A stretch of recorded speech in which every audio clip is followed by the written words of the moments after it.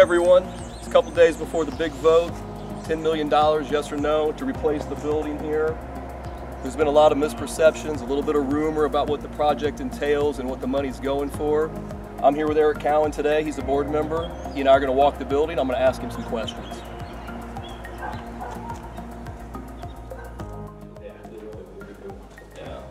All right, so let me just get straight to it with question number one for you here.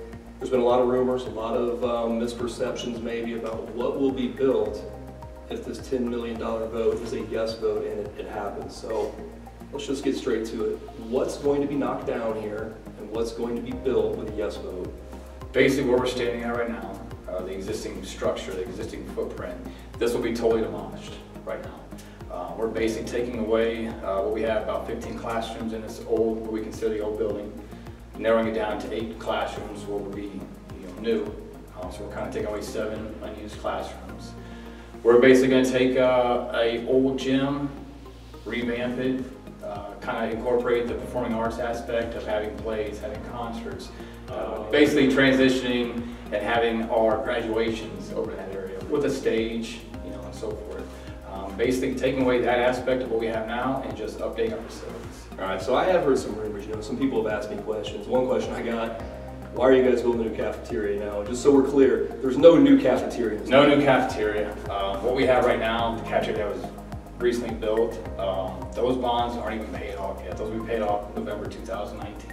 And the other question I keep getting is, why are you going to have 3 gyms once we're done with all of this? Yeah. But the old gym's getting knocked down. Old gym will be knocked down. We're basically going to update, provide a newer practice gym slash, that's going to incorporate the performing arts, basically what we call a multi-purpose facility.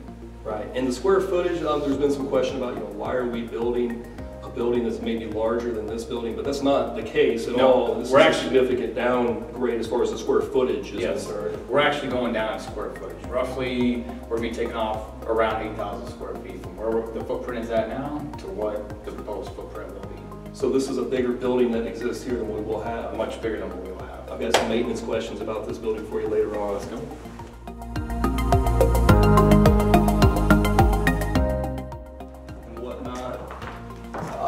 Eric and I were walking the old building just looking at things, and I'm just going to get him straight to question 2. And this one deals with tax money. In March, the board asked for $15.7 million. The voters said no. Now we're down to a $10 million question to build this part of high school. What's changed? What's different? Why the lesser amount? Basically, as kind of talked about, the 15.7 didn't fly with the community. It was voted down. Basically, the feedback that we got was, hey, 8 to 12 million, we're kind of comfortable with. So 10 in the middle. 10 in the middle, go with 10. That's what we put out there, requesting that from the community. But you need the money up front. If we're going to do this, we have to have the 10 million up front to get construction. Yes. Well, demolition first and then construction. I've heard some people compare this to like a mortgage you get for a house. If you need a loan for a house, you got to have that money right up front. Okay.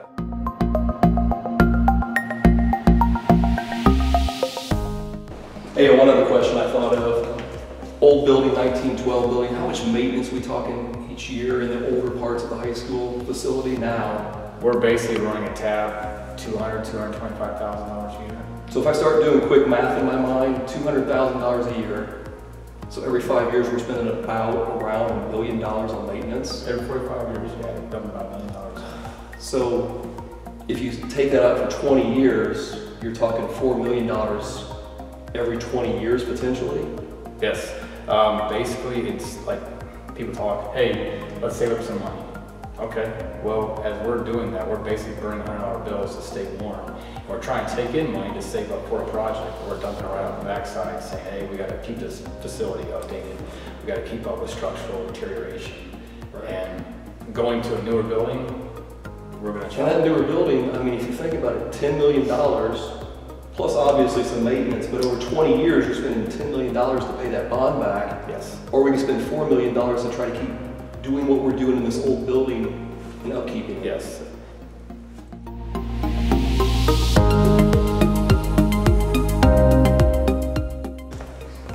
Let me ask you another question. $10 million in new money. What's that do to my property taxes? And I'll tell you what, let's just use me as an example because I have my tax stubs here. What am I going to pay extra? You're basically, you take your tax bill, whatever your house is kind of assessed at. You take your taxable value, you find that in your left-hand column on your tax bill. You match that up to the table that we're providing you, give you a general area of what your tax is going to be. What if somebody wants it exact? Do we have let's put a screenshot of a formula if they want it down to the penny right now. Yes, we're gonna hit pause. We're gonna give you a screenshot of kind of the formula that you can estimate down to the penny of what your exact increase is gonna be based on your taxable value of your home. So it looks to me, if we go back to the table here, you know, my home's taxable value, if I plug that in, I'm somewhere between $120 and $193 of property tax increase in year one. You know, I start to run the math in my mind. I'm thinking, okay, there's 12 months in the year. I divide that by 12 and I'm somewhere around like 12 or 13 bucks extra that I'm paying just being a normal homeowner. We got to cut out Starbucks a couple times here. I'm also thinking, I'm gonna get the drawdown dance with you Saturday night. My ticket there is $100. So a little bit more than the ticket for the drawdown. A little bit more than that. Me personally, for my wife and I, we basically can't go out 2 or 3 times a year. And that's not bad.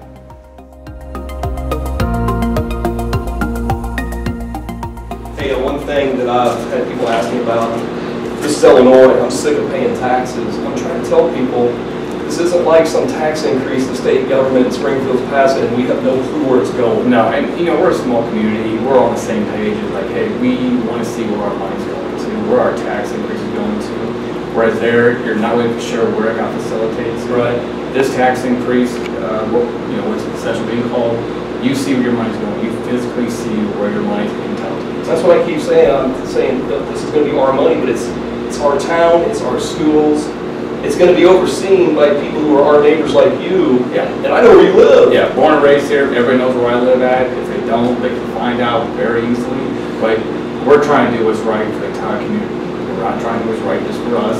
Everybody has a vested interest in it, so we can actually let people know, hey, you want to see what's going on with your money? There it is right there. You know, one other thing that I was just thinking of, the windmills. I've had people ask, why not wait 5, 6 years? Let's get this windmill property tax money rolling in, and then we can do a high school for free.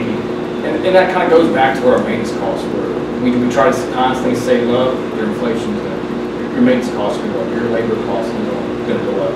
10 years ago, they might have tried to do this previously, and it cost, let's say, $4 or $6 million. Right. Whereas now it's double. Okay, you wait another 5, 10 years, you saved up what it should cost right now. You might need an extra 5 to 10 million later down the road to facilitate those increases. So how will the windmill money, if it's in place, how is it going to impact any of this? Basically, the board has vested saying, hey, we had $140,000 that brought contribution from the windmill farms themselves. That's going straight to bond payments. Right. Any available tax revenue that's coming in, bond payments. We've got projected numbers to where the first 8 years alone are projected to be over $1 million each year. They steadily go down. First year, I believe they're 1.2 and some change. Year 8, still over $1 million, and that's the tax revenue coming in. So essentially, they don't have to go out to 15 to 20. We can pay them off in 8 to 10. And going back to that Illinois idea, being that board members are all from this community, yes, you guys all have an interest in paying this thing back as much as you can with outside money. We want to pay it off as quickly as possible with what money we have coming in, contribute everything we have to paying those off, just basically take care of our community. You know what, one other question I've got, or maybe it's just a comment people have said, I'm going to actually get this one perfectly right because it's a quote, a message I was sent.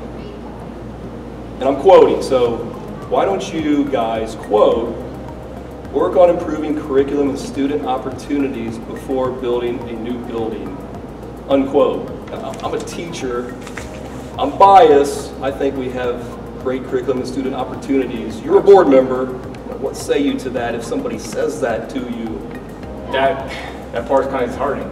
We have great teachers, we have great faculty, we have great student population. We have people that come out here to become doctors.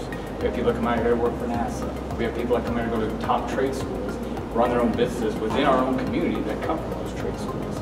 We have weighted classes. So we have physics, we got anatomy, calculus, law, dual credit hours. We have CEO classes for our entrepreneurs. We have co-op work study programs. Mr. Allen runs one of the top ag programs, I would say, within the Midwest, if we were to put up against others, in our community, in our school. We have those teachers. So I think our curriculum is top notch. It's basically, I mean, those two just don't jive. A new building, old building doesn't mesh up with a newer curriculum. Well, when the person sent me the message, the very first thing I thought, last year, honors night, senior class in the gymnasium. Yes, I was there. $457,000 awarded to our graduating seniors in academic scholarships for their academic achievements while they were here. There's a couple sports ones that have dabbled in there too, but absolutely. $500,000 almost every year for our students due to their academic excellence coming out of here that they take to the university with them. And that reflects solely on the students and the faculty / teachers themselves of what we put out there. We have kids that go to U of I that basically come out of our honors night and they have their whole 4 years paid for. Yeah, well, you don't have to sell me on the curriculum, and there's always room for improvement. Oh, absolutely. But I'm with you. What that has to do with the physical structure of your school building as far as cracks and whatnot, I don't see it. No, it's two different entities. My vote next Tuesday is a definite yes. I've taught in that room for 21 years, love this old building, but I'm realistic, we gotta make a change. There's one other reason maybe I'd vote yes though. I'm a history teacher. This is a historic building. We're gonna do something brand new here on this end of the campus. I wanna be a part of it. I want my yes vote to be one of the votes that changes from this history to something that's gonna be the new history. That's my final pitch. And that's the thing, with our community, everybody thinks history of the past. No, history is what you make for the future as well. We've walked through this building, I went to school here, born and raised here. When this building was built, that was history for that generation. This is our generation. This is our group of citizens in this community. What are we going to do for history going forward for our community, for our district? How are we going to progress it? How are we going to keep up with good times? The only thing left to do is vote next Tuesday, November 6th. Vote yes for our schools.